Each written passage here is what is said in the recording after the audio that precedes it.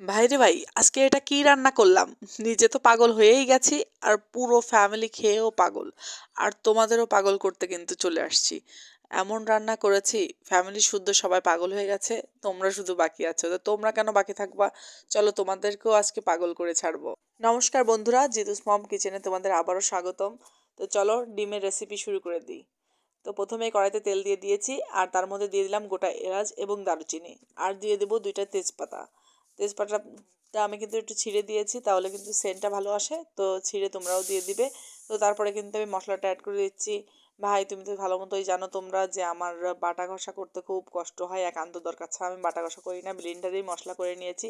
তো মশলাতে কী কী ছিল সেটা তোমাদের বলে দিচ্ছি, যাতে তোমাদের ইজি হয় রান্না করতে।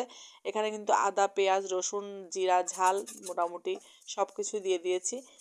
সব রকম একসাথে ব্লেন্ডারে ব্লেন্ড করে নিয়েছি এবং সামান্য পরিমাণ জল দিয়ে ভালো করে কষিয়ে নিচ্ছি। আমি কিন্তু সাথে সাথে ডিমটাও দিয়ে দিয়েছি। আমি কিন্তু সবসময় আসলে ভুনা করার ক্ষেত্রে ডিম ভুনা বা ভুনা জাতীয় জিনিসের, বিশেষ করে ডিমের রেসিপিতে আমি কিন্তু মশলার সাথেই ডিমটা অ্যাড করে দিই, যাতে ভালো করে মশলার সাথে ডিমটা মিশে যায় এবং ডিমের ভিতর মশলাটা ভালোভাবে ঢোকে।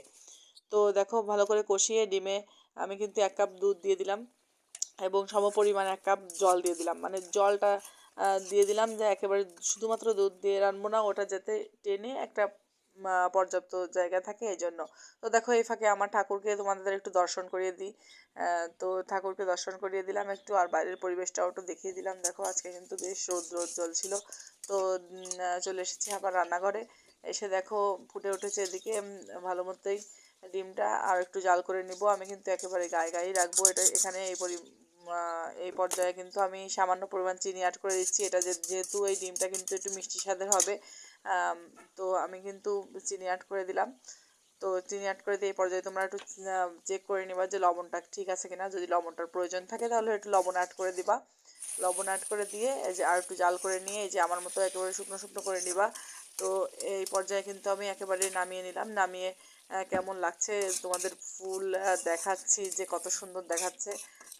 রেসিপিটা কিন্তু অসাধারণ হয়েছিল, বাড়ির সবাই কিন্তু খুব পছন্দ করেছে।